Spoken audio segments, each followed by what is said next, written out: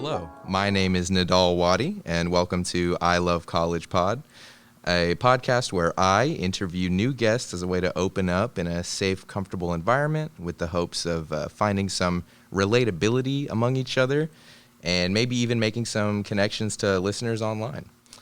In this episode, I have a chat with a lifelong friend of mine, Hayden Daniel Cox, about his experiences as an actor and a student at the University of Texas at Austin. Although we graduated from the same class in high school, Hayden is a third-year university student who has taken a different approach to pursuing a degree than I have. So in this talk, we dive into those differences a bit, as well as the plentiful common ground we inhabit. So without further ado, that interview with Hayden Daniel Cox will start right now. So hey man, how are you today? I'm doing good. How are you? Not too bad, not too bad. Very, very exciting day today as I get to have one of my best friends of all time, my whole life, on the show. It's Yeah. super Oh yeah. exciting. I'm stoked. We actually saw each other a few days ago. I was in Austin, and it was very cool. It's nice to still be able to see some people like in person, even if you have to take Oh yeah. precautions. Yes, definitely. Especially seeing some of my classmates outside of the Zoom squares. It's Yeah, it's really to nice. see them and be like, oh, you're a real person still. I almost Yeah, you forgot. really still exist. Um, okay, so I've got a question for you to start it off. All right. How are you feeling today on a scale from 1 to 10? 10 being unstoppable and 1 being full stop, all brakes, completely parked. Today, well, let me say overall, as far as general wellness, I think I'm doing all right. Given the circumstances, I think I'm doing actually pretty good for myself. For today, I'm feeling a little overwhelmed because I have a lot going on today and especially this weekend. But no, I feel very capable and like if I had to give it a number, I'd say I'm batting like a 7. Ooh, that's very nice. 7 is a good number to aim for. Yeah, yeah. I'd say I'm probably doing about a 7 today as well. Maybe pushing an 8. Hey, that's good. Yeah, it's awesome. It's nice to kind of keep track of it and see your progress or how you're doing over a certain amount of time. Yeah. I do Um, find though that these days like exhaust more energy. I just I that number starts to decrease. yeah, man. Yeah, I definitely. You wake up at an 8 and then you check your learning management system. You look at all your assignments and you're like, oh Oh no. man. Yeah. Oh, I didn't realize I had this much to do. Yeah. Dang, I thought this was an 8. This might be like a strong This 4. might be like a solid 3. I thought I was just gonna be playing Minecraft all day. Like I don't know. I don't know what happened. Yeah. All right, man. So, Hayden, you are a third-year student at the University of Texas at Austin, correct? Correct. Pursuing a 4-year degree. What can you tell me about your degree program? So I'm pursuing my Bachelor of Fine Arts in acting. All right, and that is a That's BFA. Yes. So that is our program is a 4-year program that for most 4-year university programs, you have all these prerequisites that you have to take, like you have to take pre-cal and chemistry and all this. All that For our disgusting. yes, yes. But for an acting discipline degree, each year you actually take classes that pertain to your major. So instead of taking 2 years of remedials or like prerequisites and then 2 years of stuff that actually pertains to you, every year is a mixed bag of those things. The first 2 years of my degree plan are what's called the skills years. So you go in and you learn, that's where all your acting classes are. Mm-hmm. Acting's 1 through 3. You take your voice classes, your movement classes, which are weird. Are There's not much that you can say to really prepare you for those because it's pretty much just learning how to walk and talk again. Are they like anything that you did in high school? No, not really. High school gives you a very simple idea of acting, which is like you play emotions, you don't play actions. I feel like that's the biggest shift, or it has been in my experience, from what we learned in high school versus what I'm learning in university, which is in high school they would say, how are you feeling in this scene? Instead of like, what are you doing in this scene? If that makes sense. I think that makes sense. Well, it probably makes a little more sense to me than someone who's less familiar with the field, but that seems like a nice way to explain it. So did you always know that you'd pursue a bachelor's degree, or was there ever any doubt or deviation from that specific course, like throughout middle school or high school or anywhere? I don't think I ever knew what I was going to do before I just decided to do it. Until you were going to University of Texas, like yes, you had no idea. Until I showed up at orientation, I was pretty much like, I don't know what's gonna happen. I think it was around my junior year where I really decided. I was like, okay, maybe college is an option for me. After you're already a couple $100,000 in debt, you're like, oh, okay, maybe I should do this. Maybe this is a good idea. Yeah, because so many people, especially in the field of acting, like you hear these stories of these people who from high school they're prodigies and they go to New York and they audition for SNL or they audition for Broadway and they get it and they make it big. But it's like, I knew in high school that I wasn't ready for that. I knew that I had to have some sort of formal training, and I knew that was going to come out of a conservatory or a university. And it's really nice to, sorry to cut you off, it's nice to have that extra preparation so you're not so much free falling into it. Right, yeah.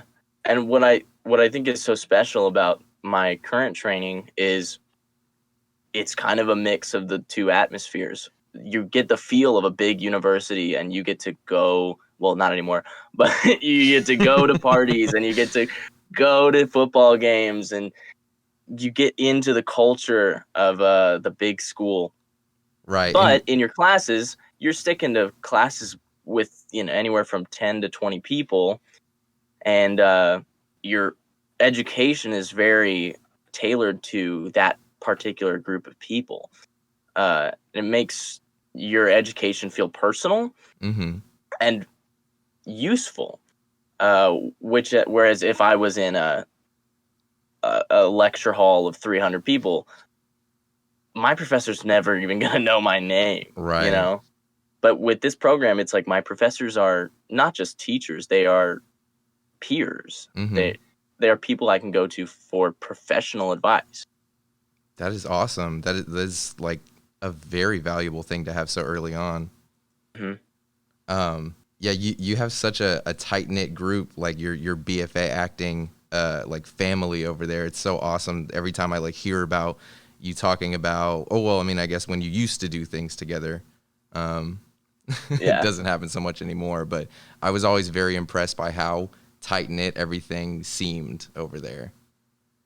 Yeah, it's a good cohort. You usually so we admit anywhere from, I think it's 14 to 16 people a year, who I say we as if I have literally anything to do with it, but yeah, they come in, they audition for me, I decide if I want to go to school with them or not. So they comb the nation and just like they're at all the like big general auditions across the country, and they pull people from all over to study here. And one of the things that I think is so valuable about my education here is that all of the professors for theater and dance, even down to the theater history professors and the performance ethics classes, they are all professional working actors. They have all been in the business at one point or another, or some of them still are. My voiceover professor, he Zoomed us yesterday from his recording studio in New York, Oh, where he wow. was recording an audiobook, and he just let us sit in on the recording process. Oh, that is awesome. You get to be kind of trained and guided by people who are in the industry, or at least very seasoned in the industry. Yeah. That Yeah. is really awesome. So how did you personally end up at UT Austin? I, of course, know that you auditioned for the acting program since I was there with you on the day. Yeah. I tagged along, but I don't know that much about the process on your end. So could you enlighten me on that a little bit? Right. So the college search took me in a couple different directions. Because I feel like everyone's college search starts in pretty much the same place, which is, I want to do this. What is the best school for this? So you just look up best acting school in the Mm-hmm. nation, and then it's like, oh, well, I can go to Juilliard or NYU or Michigan, and then that's like it pretty much. Mm-hmm. But I soon realized that, like, I do not have the funds to go out of state and study out of state. Right. So I said, well, let me limit my options to Texas. And after doing research into all the major acting programs here, the University of Texas was the only curriculum structured behind acting as a professional practice. Like, acting to get a job in acting, Mm-hmm. not just like, we're going to give you a degree and then you're going to figure it out. Yeah, But you're gonna figure out all the career stuff on your end. yes, exactly. So, because we offer a portfolio class and we offer connections through the Department of Film and radio, and as well as there's tons of opportunities in Austin to be in things and to work on films. So that was what particularly stood out to me about the University of Texas, and that raised my standards so much that I thought to myself, if I don't make it into University of Texas, then I will not make it. I well, that's a little extreme, but honestly, but I mean, you kind of have to think that way. I said, if I don't make it into University of Texas, I don't know if I'm gonna want to pursue acting anymore, Mm-hmm. because I mean, I love it. It's been the thing to give me so much purpose since I was like 11 years old, I think. Yeah, since we were real little.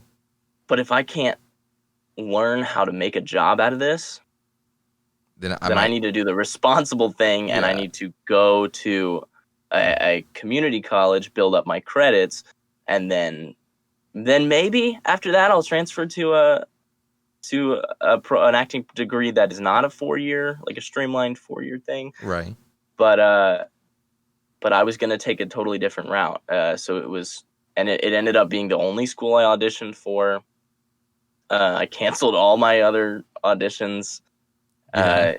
It was just like, this is it. This is the place. Yeah. And You really got tunnel vision on it. Really got that determined mindset going. yeah, well, yeah, yeah, I did. So, and some might say that's irresponsible of me, but Well, I think it was somewhat of a calculated risk. yeah, I think so. That's not to say that I wouldn't enjoy the alternative. It's just, if this is the direction that I'm going, these are the circumstances that need to be met. And it was identifying that for myself that was so important to the direction that I'm currently heading in. Right. And looking back now, I mean, seems like you made a pretty good choice, or a few good choices along the way. I somehow somehow I'm not famed for my wonderful choices, but some things are working. So I guess something somewhere went right. Yeah. Um, so how did you adjust to your new lifestyle out of high school? I guess specifically I'm asking transitioning from your mom's house to living on campus at UT. Man, it was really difficult. I remember getting to UT. My parents stayed in my dorm, and it wasn't just my parents, it was my parents and my siblings. They were there. We all just huddled into this tiny little broom closet that I call the dorm. And we just hung out, and we had, not to get too deep into this, but my family doesn't really hang out together. So it was nice to like have, it felt like we were a unit again, just living in this little dorm. And when it was time for them to leave, there were two different ways that my parents handled this. My dad was kind of just like, well, Bart, good to see you go. You're gonna do good things, man. You're gonna find your way back to the big old blue. Yeah. And my mom was just an absolute wreck. And what is funny is if you're a parent and you're on campus before the semester starts, the university offers classes that are like how to let go of your kids. Oh my god! And you just like sit in a lecture hall, and they're like, they're people now. They have to like go do real people things. They're not attached to you anymore. Right. Which I imagine is very difficult to hear. I'm not saying like, well, stupid babies, let it go. But like, yeah, it was very difficult on me. And then I remember getting back to my dorm, and my roommate hadn't showed up yet. And I was just alone with like the 6 things I brought to university. And I was like, okay, what do I do now? It really felt like the beginning of a new chapter. Mm-hmm. Well, as it should. It totally was. Yeah.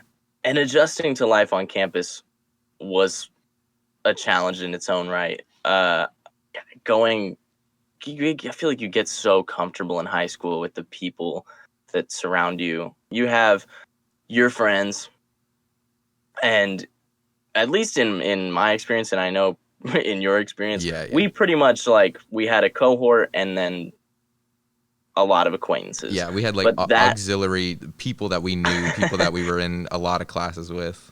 Yeah, but we had this incredibly tight-knit group that was, it was the fellas, you know? Mm-hmm, yeah. And then in the best possible way, it was the fellas, the boys. Yeah. And then I get to university, and it's like, okay, where are my fellas? Okay, who are the boys? Are you the boys? Can we be the new boys? The UT boys? Yeah. So like, it's weird. I haven't made new friends since middle school, you know? Yeah. Like, I haven't had to, you know? Well, so it was. Hopefully, you don't have some people at UT who think they're your friend who are listening to this now. They're gonna be like, "Whoa, what? Hayden, hey, if you're listening to this and you think you're my friend, you're not. No, you likely are." Oh man. So did anything change about your experience whenever you transitioned from living on campus to living off campus? Oh yes. So living on campus, if you have a car, you have to go through the university parking services, yes, which I remember. worst. I remember the parking garage. You parked on like the 4th floor or something. So I was parked about a 25 to 30-minute walk away from my dorm. You had to cross the highway to get to this parking garage. And I mean, I could have chosen the parking garage that was right outside my dorm, but it was very expensive. It was almost double the price. So I was like, I can walk. I can use the exercise. I can take the walk. Little did you know, your good friend Nidal would come to visit. Exactly, and then you would just drive everywhere. We'd take a 30-minute walk to your car, and then he'd be like, all right, cool, so I'm up these stairs. And I'd be like, stairs? Are you kidding me? Stairs. Yeah. So, but I don't know how well it paid off because I didn't end up using my car ever. Yeah. I really only use it to get home. But now you get to park at your house, right? Right, in a driveway. That's awesome. Which is crazy, and it has opened up so many doors for me to go and actually explore Austin and get more familiar with the the city with itself. yeah. I definitely would recommend this over. And also it's cheaper. I have a 12 month 12-year lease. lease. I'm gonna be raising a family at this school. I have a 12-month lease at my current house, and it costs less than a 9-month lease in my dorm. Wow. I remember whenever you were talking about that option, and I was blown away. Like, I always assumed that living on campus would be cheaper. Well, it should be. They cram you into these tiny little rooms, and then they're like, so we've stripped you of all your privacy and all of your you have to use the public restrooms. That's gonna be about $12,000 from you. So it's like, Oh, no. why? For And $12,000, the meal plan is nice, but could I it's just not worth it. get a restroom? I don't even need a bedroom. I'll sleep in the bathtub, really. As long as it's my bathtub and not anybody else's. Yeah, that was another thing I should mention is my dorm.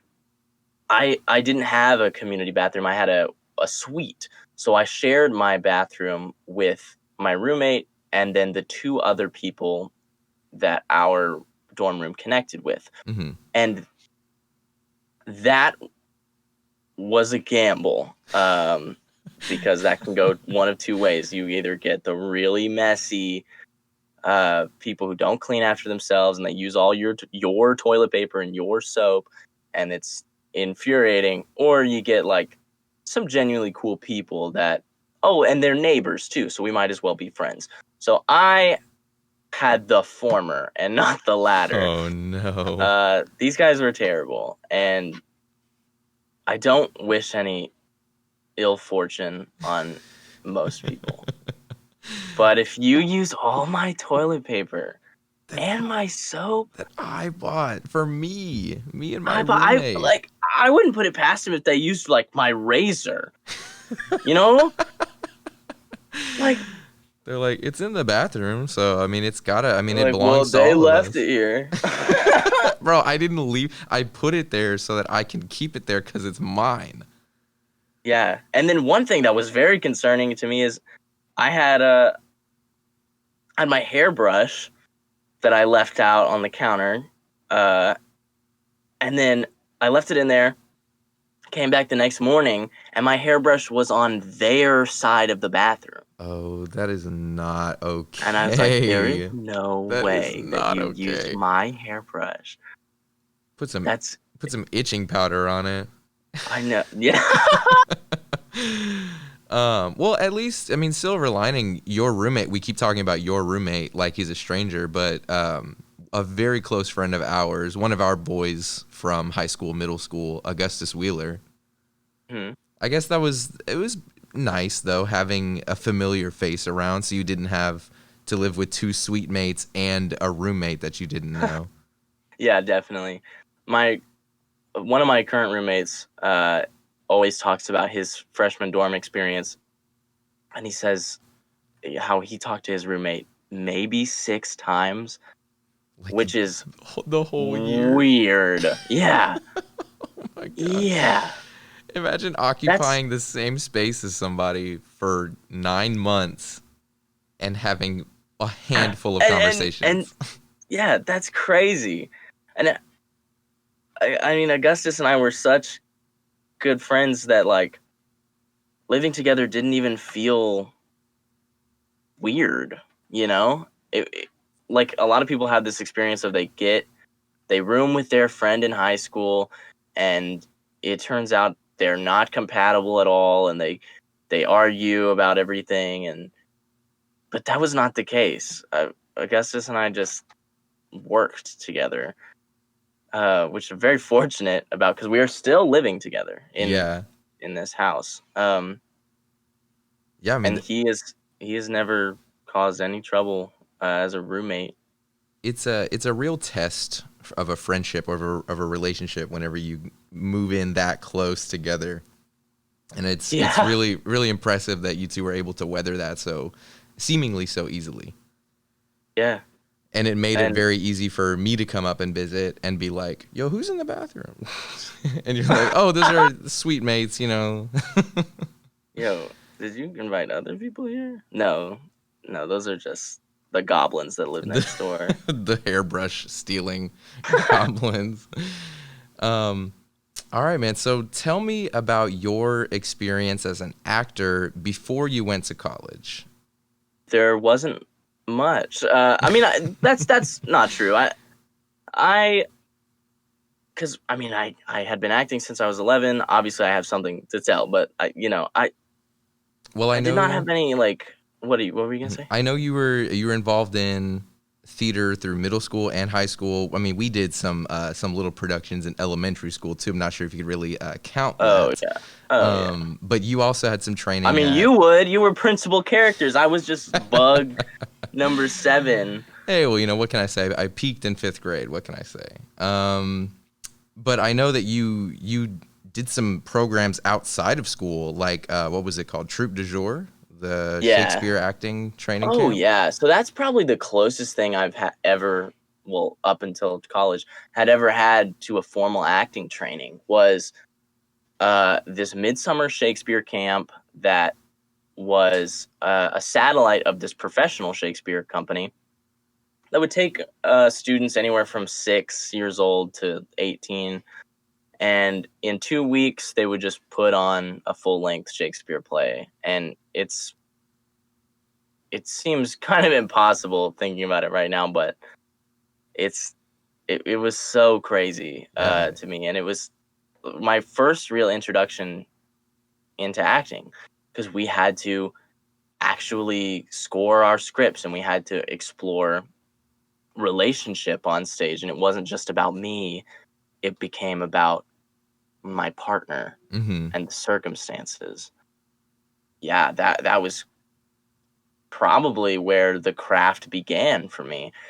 In high school and in middle school, my acting training was very like for the audience, I would say, in a way that was indicative. So it was less about what I'm feeling and more about like what I'm showing to you as the audience. Right. If that makes sense. Yeah.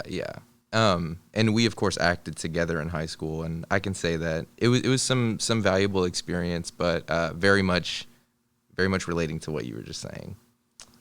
Yeah.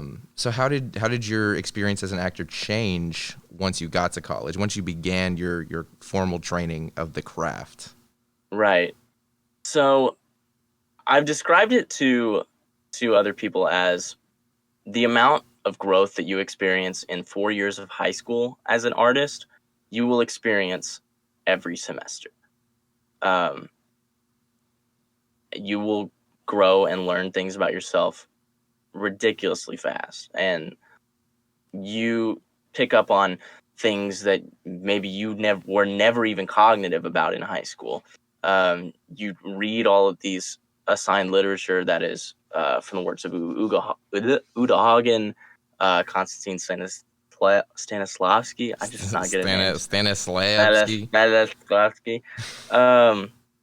Stanford Meisner. You learn about the processes that work, and then you build your own process around that. And that's sort of what the first 2 years of my 4-year program was about, was just figuring out your process. What are the things that get you involved, that make you personal and they make you specific?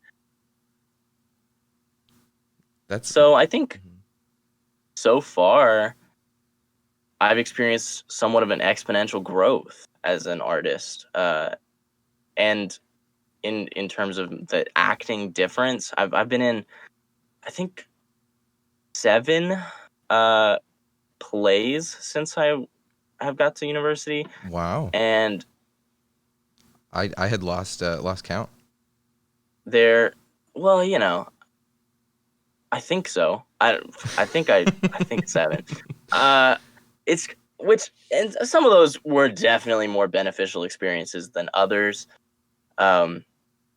but each time that you're in something is an opportunity to use the craft that you have been learning in class and to actually implement it and apply that to a script. That's the most valuable thing. You can sit in lecture and listen to people talk about acting, but until you do it yourself and apply the knowledge, that is what is going to get you the furthest. At least I find in my experience. That's when it really stuck for you.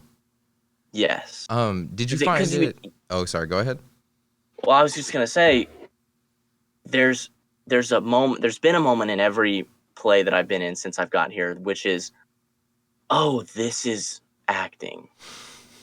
It's weird. I have not felt this way before, but I know it's acting. Mm-hmm. You know? Yeah, I definitely understand that. Did you find it exceptionally challenging to find? You're talking about these opportunities to act. Did you find it challenging to find those opportunities in this new environment, or compared to your expectations of how you would go about finding these chances? How did it work out for you? Well, I have never seeked opportunities before college. It was always just, well, this is what my school is doing, Mm-hmm. so I guess I'm gonna do that too. There were a couple times where it was, oh, there's a community theater outside of town that's doing this play. If some of my good friends do it, maybe I'll go and audition. But it was never really. I never really took an active part in searching for work. Mm-hmm. I just found work wherever I was, which was kind of the experience in the first 2 years of college, and it's now something that I'm trying to get better at, because there are the undergraduate mailing list for our university sends out casting calls every day for student films or local professional shoots, and all the way up to my roommate is involved. I don't know if I'm at the liberty to say what it is, but he just finished wrapping his shoot for a major streaming service that he got a casting call from the undergraduate mailing list from. Wow. You So that was an opportunity that he was able to get through the program and through the university. Yeah. That's really awesome to have like a direct pipeline to the field. Yeah. And we're not talking about, oh, here's $50 for 3 days of shooting. It's SAG-AFTRA rules. You get $1,000 every day for shooting.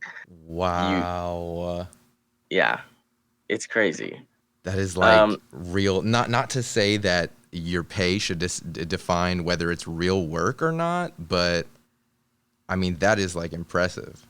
Yeah, and so for me, the outreach has been. I assume this is the case with everyone because that's what you always hear.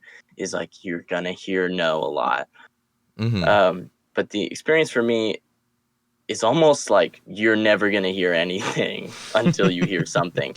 So, because I've applied for so many different casting calls and just heard nothing about it, and then just been like, oh well, I guess I didn't get it.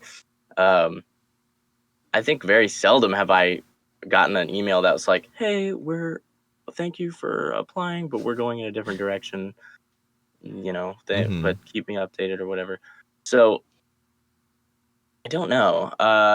I definitely am still. It's a skill that I'm still developing. Is finding opportunities, but I will say that the opportunities that I've had have come to me through the connections I made at the university. Mm-hmm.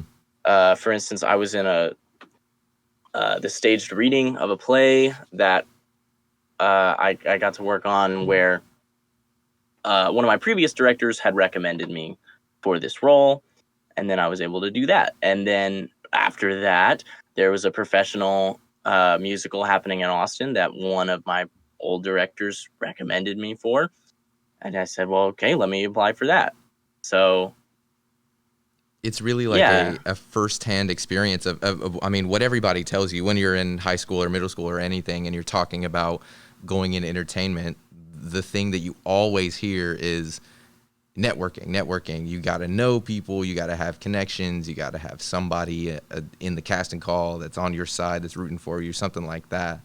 yeah, exactly. And you never really know what that means until you get an email that is like, hey, I sent your name to this director and they're going to contact you. Right. That is awesome, man.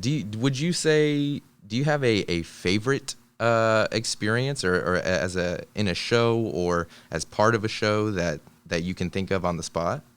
Yes. My background is in stage performance. I have very little film experience. I'm kind of just now, and this is it's appropriate too because the latter 2 years um, of my 4-year program are focused more on film acting and uh, film marketing. So I wouldn't say I'm behind, but a lot of my experience has been on stage, and so the most meaningful experiences to me have been on stage. So we did a production of Spring Awakening at the university that was, I think our budget was somewhere around $50,000, which is nuts. That's like Wow. more money than I can even fathom at this stage of my life Yeah, to spend on a play, but you honestly, know? I had viewed a performance of this, and to hear that the budget was only 50 grand, I actually expected it to be higher because it was a Yeah. really phenomenal production. Yeah. And that was one of those experiences where I just thought, like, wait a minute, I'm acting. I'm like doing the job. You had I'm that, oh, this is acting moment. Yes, and these skills that we learn in class are so applicable. In one of my acting classes, we talked about emotional triggers, which Hmm. are like things that things that you develop on your own that give you stake in the story. Hmm. So, for instance, there's a part in the play where I don't mean to spoil it. Part in the play where one of the characters dies, and um, I thought, how, like, I've never experienced something really, like, remotely Hmm. to like to a good dear friend dying. How do I substitute this? And I was like, well, my cat died when I was a sophomore in high school. So it was just, which, was very emotional for me. So Hmm. I tried to associate those feelings with the circumstances of the play, but you can't carry that weight around. So you have to learn to know what is the trigger for this emotion. And for me, it was when the strings began at the beginning of the song at his funeral. That was the moment. The switch was flipped in my mind where I thought, okay, now I can use this. And it worked every night. I felt so invested, so deep into this show, so much deeper than I had ever been. And every night I just was crying, which is so weird because coming from a place in high school where the only crying was, okay, how do I make myself cry? You're like, How do I it's make it like, so? I gotta stab myself in the pocket or something. Yeah, exactly. It's like just like for the audience, for the people. Hmm. Um, but it's still definitely is about the audience, but it's about how can you be specific so that the audience is specific and emotional in their own viewing. Hmm. You know, I remember throughout the rehearsal process, what time did you typically get out of rehearsals for Spring Awakening? we would rehearse from 6 to 10 was the usual 6 to 10, 5 days a week. Right. So I remember around 10:15 to 10:30 p.m., Hayden would be heading back to his house for the night, and I would get a text or a call occasionally that would just be like so emotional and so like, hey man, I just want to let you know we just had a really intense rehearsal and I just really love you, brother. And and Yeah. I'd be like, yo, he's really doing the work out there. It was really impressive to kind of see it. I mean, of course, from a Yeah. distance, but It was so killer. And then getting to come up and see that show perform, it was really, really awesome. Yeah. Oh, go ahead. I was just gonna add to the little cherry on top of this cake. Cherry on top of the. What do cherries go on top of? Whipped cream, maybe like ice cream sundae. The cherry on top of the ice cream sundae is I think a week or two ago, the nominations for the Iden Payne Awards came out, which is this kind of the local Austin area professional theater awards. So every major performance venue will apply for this, will submit their shows for viewing and review, and then the panel of judges will go and they view the shows and they submit nominations just like you would a Tony Awards type thing. And University of Texas doesn't have the greatest showing at these awards typically, but two of our mainstay shows last year were nominated for every single award. That includes Spring Awakening. Wow, man. So being a part of that experience and getting to hear the names of the people I worked with be said in such a professional and formal manner, and to hear my own name was nuts. Yes. So that was crazy. I don't know if there's any feeling quite like it. It really brings some gravity to it. Yeah, it's like, oh, I did something good. That is crazy, man. That is so awesome. So along the way, did you find yourself experiencing any doubts, or were there any moments that made you question your chosen career path? Yeah, definitely. I don't think any career comes without those moments. Specifically, the second semester of my freshman year was kind of a rut creatively. I was in classes that I didn't feel were totally useful to me at the time. My professors seemed more distant than they had been the first semester, and I just sort of felt like the forgotten child of my BFA acting class. Mm-hmm. And I remember going home after every year we have or every semester for the first 2 years we have the end of the year evaluation, which if you're an acting student they call you into their office, and it's all of the acting professors, and they essentially just tell you what's working, what's missing from you, and how you can go forward.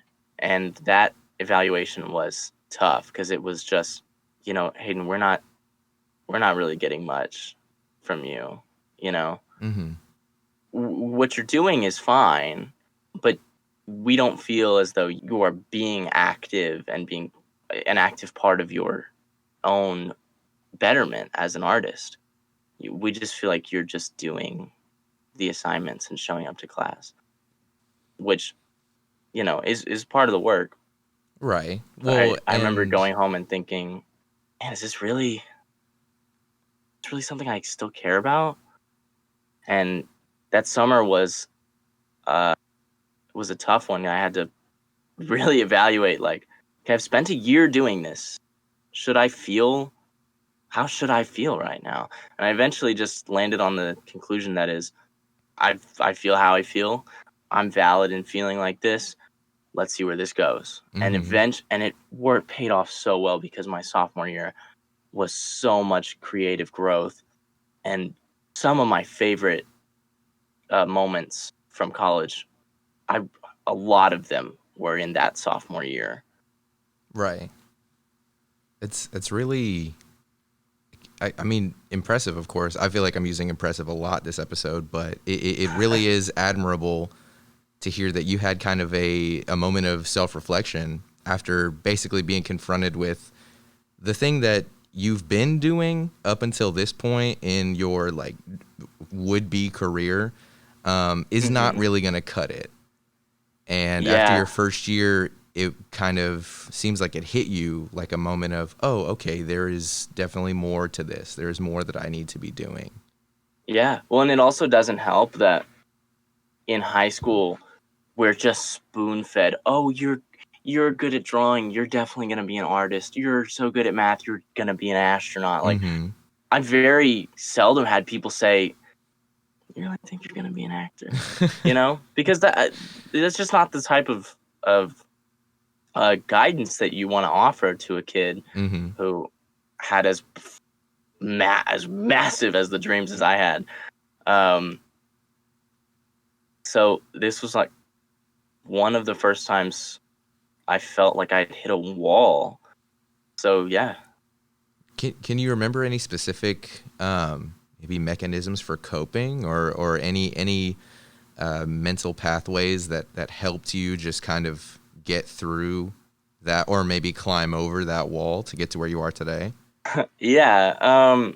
I remember that summer having to justify, that was the most I had to justify my career path and my degree, because I just started a new job and everyone, of course, is like, who are you? What's your name? What do you do? You know, and I'm like, I'm an acting student. You know, sometimes people don't take it in the way you hope they would, which is they say, and to say like, oh, you know, I'm an acting student. Oh, well, you're working in a restaurant, so it looks like you're on your way, huh? I know. Oh, yeah, I know. And it's almost like you don't even lead with it anymore. You just say, I'm a student that go to the University of Texas. Oh, what do you study? You know, just the normal stuff. It's like Yeah. some stuff. It's like, yeah. I remember thinking, why am I justifying this?